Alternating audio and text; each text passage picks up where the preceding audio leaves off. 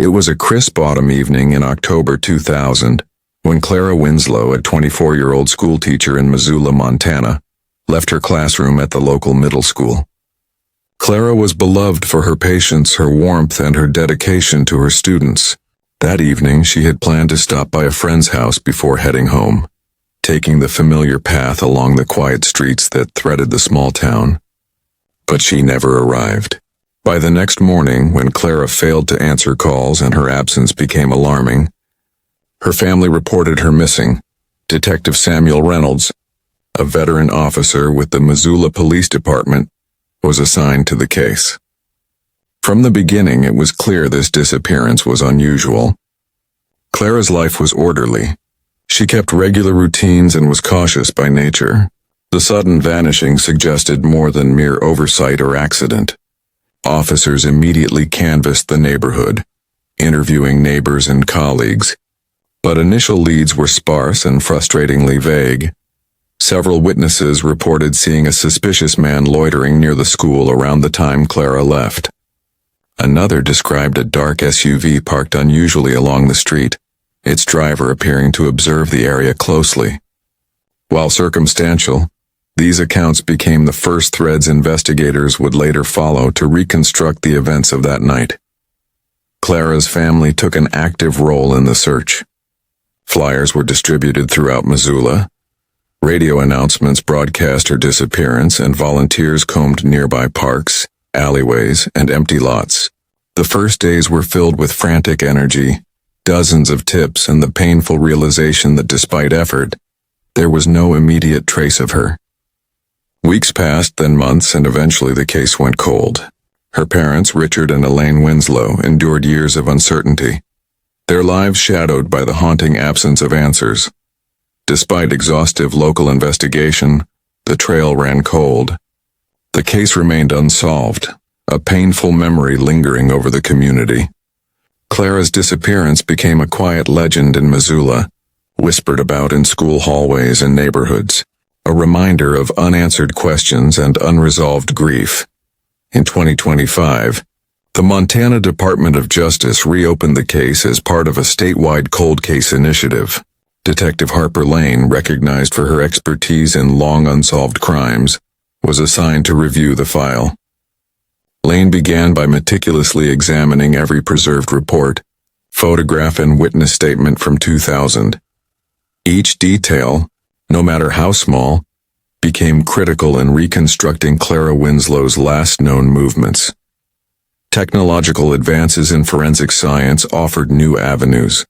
Hair fragments, fiber evidence, and partial fingerprints previously inconclusive were now subjected to modern DNA sequencing and analysis. Partial DNA recovered from the scene matched a previously unidentified profile, now linked to Gideon Matthews, a man with a criminal history and known presence in Missoula at the time of Clara's disappearance. Matthews' proximity to Clara and his past suspicious behaviors immediately placed him under scrutiny. Witnesses from the original investigation were re-interviewed. One neighbor recalled seeing a man of medium build near the park bordering Clara's route, pacing as if waiting for someone. Another remembered a dark SUV parked along the street, its driver watching the area intently. These decades-old memories, when combined with modern forensic analysis, helped form a clearer picture of Matthews' involvement. Investigators painstakingly reconstructed Clara's final movements.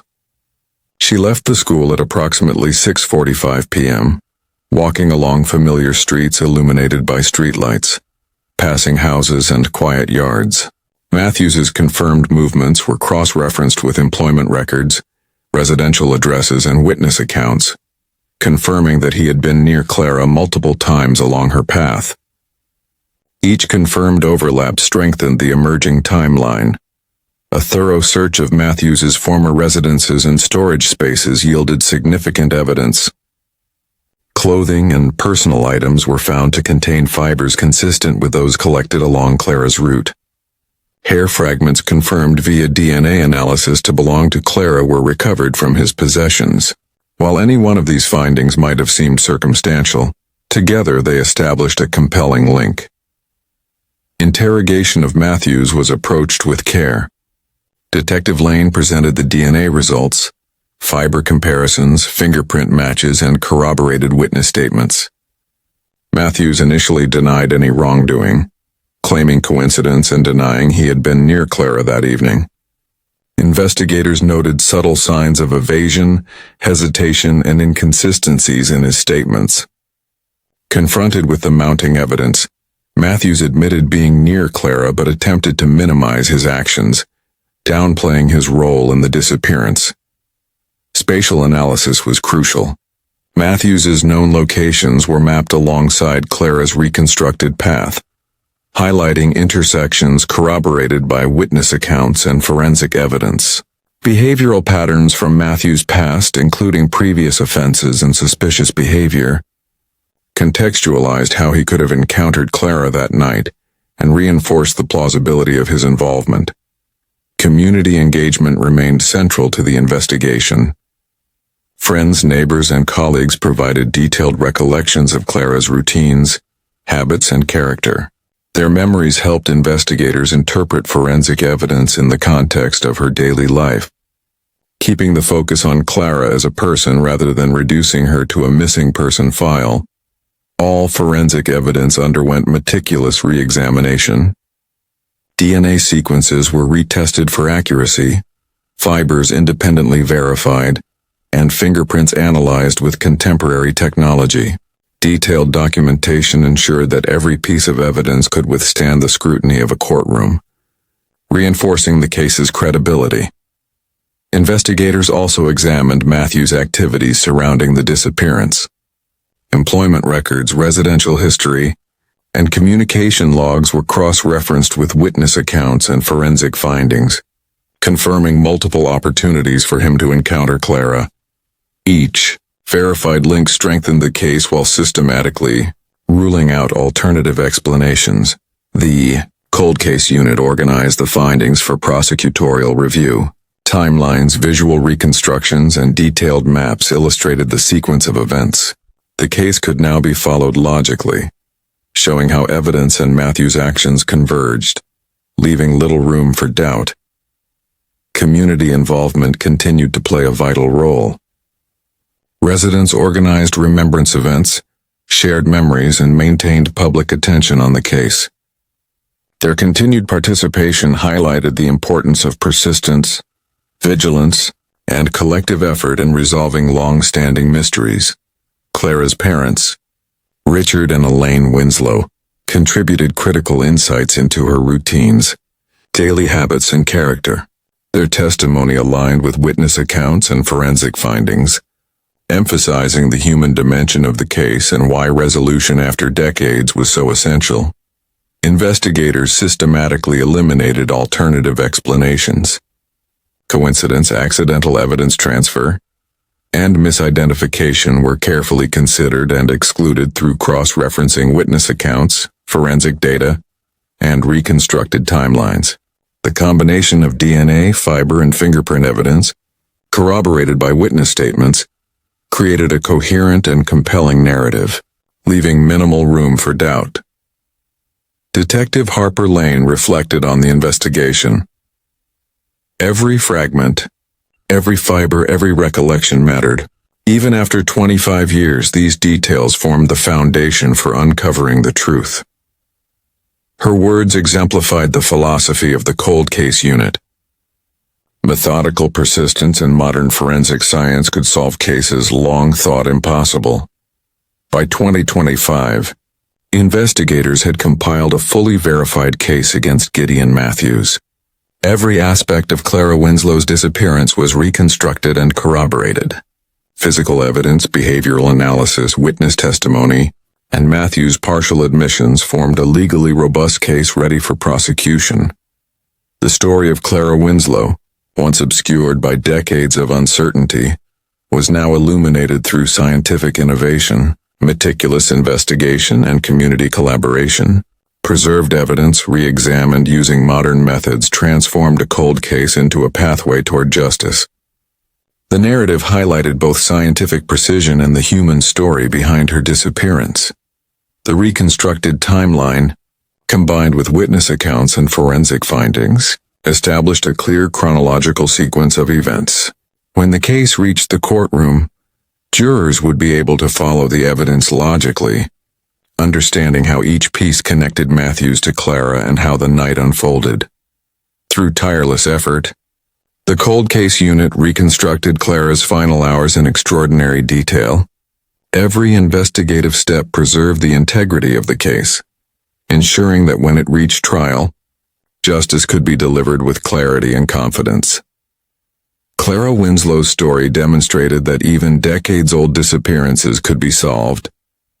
Persistence, forensic innovation, and community engagement illuminated the truth, providing long-overdue closure. Families, investigators, and communities contributed collectively, ensuring no detail was overlooked and every lead fully explored. By combining historical evidence with contemporary investigative techniques, uncertainty was transformed into accountability. Once Gideon Matthews was identified as a suspect, the Montana Department of Justice Cold Case Unit intensified their efforts. Detective Harper Lane meticulously reviewed every preserved report, photograph, and witness statement from 2000. Though more than 25 years had passed, careful documentation allowed investigators to reconstruct Clara Winslow's last known movements with remarkable precision. Matthews' movements were reconstructed using employment records, residential histories, and witness statements from the time. Neighbors were re-interviewed using modern cognitive interview techniques, which help recall long-forgotten memories. One witness recalled a man pacing near the school shortly after Clara left.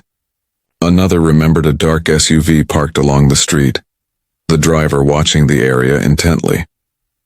These decades-old recollections, combined with new forensic analysis, helped form a detailed picture of Matthews's activities that night.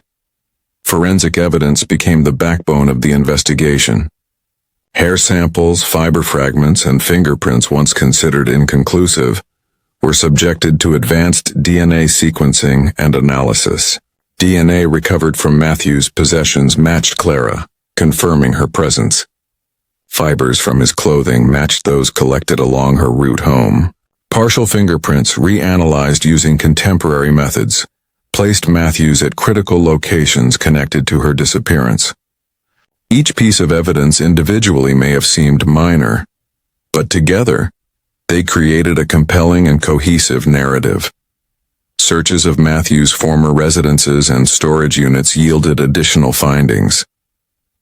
Clothing and personal items contained fibers consistent with those found along Clara's path. Hair fragments were confirmed through DNA analysis to belong to her. Individually, these discoveries were significant. Collectively, they established a strong link between Matthews and Clara. Interrogation of Matthews was approached with precision. Detective Lane presented DNA results, fiber analysis, fingerprint matches, and corroborated witness accounts. Matthews initially denied involvement, claiming any presence near Clara was coincidental. Investigators observed subtle signs of evasion, inconsistencies in his story, and hesitation in his statements. Confronted with mounting evidence, Matthews admitted being near Clara, but attempted to minimize his role, downplaying the extent of his actions. Spatial analysis played a critical role in the investigation.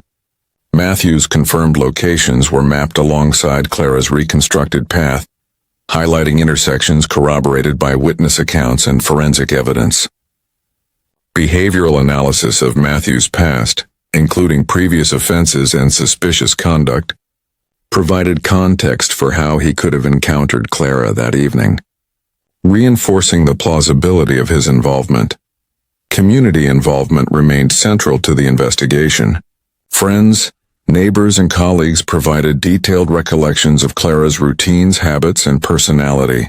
Their testimonies helped contextualize forensic evidence and kept the focus on Clara as a person, rather than a case number, ensuring her story remained humanized. All forensic evidence underwent meticulous re-examination. DNA sequences were retested for accuracy, fibers independently verified, and fingerprints analyzed using modern technology. Detailed documentation ensured that every piece of evidence could withstand rigorous scrutiny in court, reinforcing the credibility and strength of the case. Investigators examined Matthews's activities surrounding the time of Clara's disappearance. Employment logs, residential histories, and communication records were cross-referenced with witness accounts and forensic findings, confirming multiple opportunities for him to encounter Clara. Each verified intersection strengthened the case while systematically eliminating alternative explanations. The Cold Case Unit organized all findings for prosecutorial review. Timelines, visual reconstructions, and detailed maps illustrated the sequence of events. Investigators presented a coherent narrative, showing how forensic evidence and Matthews' movements converged, leaving little room for doubt. Community engagement remained a driving force. Residents organized remembrance events, shared lingering memories, and maintained public attention on the case. Their participation underscored the importance of collective vigilance and persistence in resolving long-standing mysteries. Clara's parents, Richard and Elaine Winslow, contributed critical insights into her routines, habits, and character. Their testimony aligned with witness accounts and forensic findings, emphasizing the human dimension of the case and the significance of achieving closure after decades. Investigators systematically eliminated alternative explanations. Coincidence, accidental transfer of evidence, and misidentification were carefully considered and ruled out through cross-referencing witness statements, forensic data, and reconstructed timelines.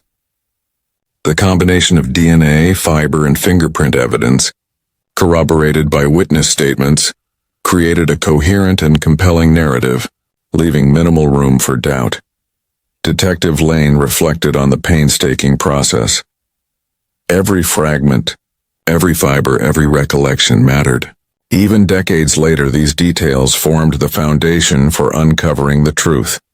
Her words captured the philosophy of the Cold Case Unit.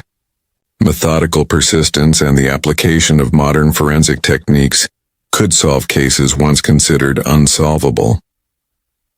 By 2025, investigators had compiled a fully verified case against Gideon Matthews. Every aspect of Clara Winslow's disappearance had been reconstructed and corroborated. Physical evidence, behavioral analysis, witness testimony, and Matthews' partial admissions formed a legally robust case. Ready for prosecution, the story of Clara Winslow, once obscured by decades of uncertainty, was now illuminated through scientific innovation, meticulous investigation, and community collaboration. Preserved evidence, re-examined with contemporary methods, transformed a cold case into a pathway toward justice. The narrative highlighted both the scientific rigor and the human story behind her disappearance. The reconstructed timeline, combined with witness accounts and forensic findings, established a clear chronological sequence of events. Jurors would later be able to follow the evidence logically, understanding how each piece connected Matthews to Clara and how the night had unfolded. Through tireless effort, the Cold Case Unit reconstructed Clara's final hours in extraordinary detail.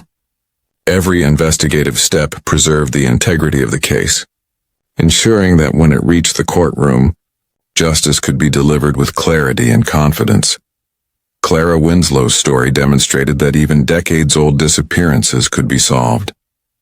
Persistence, forensic innovation, and community engagement illuminated the truth, providing long-overdue closure. Families, investigators, and communities contributed collectively, ensuring no detail was overlooked and every lead thoroughly explored. By combining historical evidence with contemporary investigative techniques, uncertainty was transformed into accountability.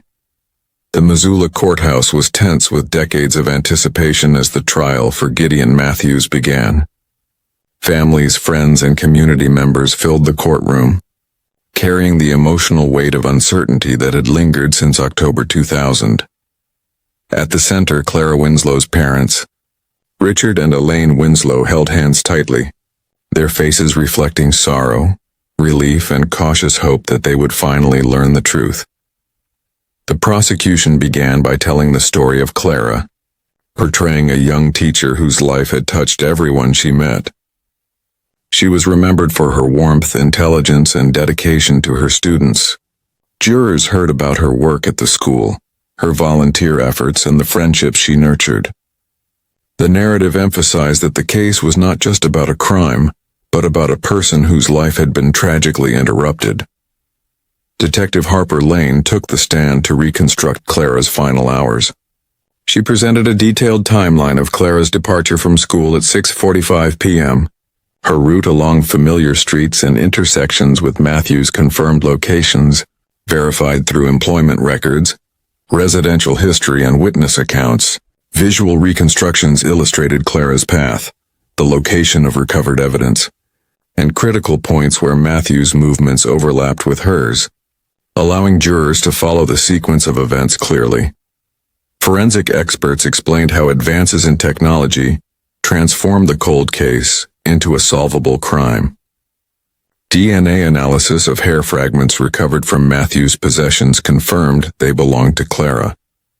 Fiber analysis linked his clothing to fibers collected along her route. Partial fingerprints, long inconclusive, now placed him at key locations. Dr. Eliza Crane, the lead forensic analyst, explained that these techniques, unavailable in 2000, provided decisive proof connecting Matthews to Clara. Witnesses from the original investigation also testified. A neighbor recalled a man pacing near the school after Clara left. A jogger remembered a dark SUV parked along the street, its driver observing the area intently. Although decades had passed, these recollections aligned with forensic findings, further strengthening the prosecution's case. The defense attempted to question the reliability of decades-old memories and forensic evidence, suggesting coincidences or accidental contamination. The prosecution systematically dismantled these claims, presenting meticulously documented evidence, independent verification, and corroborated witness statements. The narrative left minimal room for doubt. Richard and Elaine Winslow shared deeply personal memories of their daughter. Richard described her daily routines, meticulous habits, and care for others, emphasizing her independent nature. Elaine recounted Clara's warmth, laughter, and the impact she had on students and friends. Their testimony underscored that this case involved a real person, a life interrupted, highlighting the emotional weight of achieving justice. Behavioral experts provided context on Matthew's past conduct and offenses, illustrating the plausibility of his encounter with Clara. While not direct evidence of the crime, these analyses helped jurors understand the circumstances surrounding her disappearance. Visual reconstructions, timelines, and maps demonstrated how Matthew's movements intersected with Clara's path and aligned with forensic findings. Jurors could see how DNA, fiber, fingerprint, and witness evidence converged into a coherent story, leaving little room for alternate explanations. Matthews's repeated denials were countered by highlighting inconsistencies between his statements and verified evidence. Every DNA match, fiber comparison, and fingerprint result reinforced the prosecution's argument, creating a compelling narrative that left minimal space for doubt. After days of testimony, the jury began deliberations. They carefully reviewed forensic reports, witness statements, reconstructed timelines, and visual reconstructions. Hours later, the foreperson announced, "We, the jury, find the defendant, Gideon Matthews, guilty of first-degree murder and kidnapping." The courtroom filled with a mix of relief, tears, and quiet celebration. Richard and Elaine Winslow wept openly, releasing decades of anguish and uncertainty. For more than 25 years, they had endured the torment of not knowing what had happened to their daughter. Now justice had been delivered. Friends, neighbors, and colleagues expressed solemn relief, acknowledging the long-awaited resolution. The case resonated beyond the courthouse walls.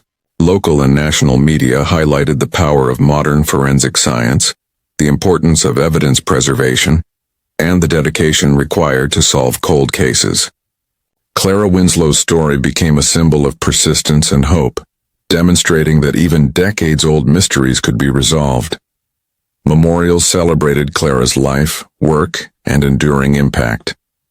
Scholarships and community programs were established in her memory, focusing on education, mentorship, and civic engagement. Friends, colleagues, and neighbors organized remembrance events to honor her legacy, ensuring her story would inspire future generations. Richard and Elaine Winslow became advocates for cold case awareness, speaking publicly about the importance of preserving evidence, patience, and the advances in forensic science that finally brought answers. Their advocacy inspired other families, showing that long unsolved cases could still achieve justice and that hope, even delayed, could be realized. The Missoula Police Department incorporated lessons from the case into policy. Evidence preservation, systematic review of unresolved cases, and interagency collaboration were strengthened. Clara Winslow's case became a model, demonstrating how preserved evidence analyzed with modern techniques could lead to accountability and resolution. Clara's legacy extended beyond the courtroom. Programs in her name supported education, mentorship, and community engagement. Friends and colleagues organized initiatives to remember her life, ensuring the story of her resilience, dedication, and the pursuit of justice continued to inspire. Detective Harper Lane reflected on the investigation. Time does not erase the truth. Every fiber, every fragment, every recollection mattered. Even decades later, these details formed the foundation for uncovering justice. Her words captured the broader significance of the case, highlighting the enduring impact of meticulous cold case investigations and the perseverance required to achieve accountability after so many years. The streets of Missoula, once silent witnesses to Clara's disappearance, now symbolized resilience, justice, and the strength of a community committed to truth. Collaboration between law enforcement, family, and neighbors ensured her memory was honored and that the truth finally emerged, even after decades of uncertainty. The uncertainty that had shadowed the Winslow family for more than 25 years was replaced with clarity and closure. The resolution of Clara Winslow's case demonstrated that persistence, forensic innovation, and community involvement could overcome time and doubt. Families, investigators, and communities were reminded that dedicated effort could illuminate even the darkest pasts. Clara Winslow's story is a testament to hope, perseverance, and the enduring power of justice.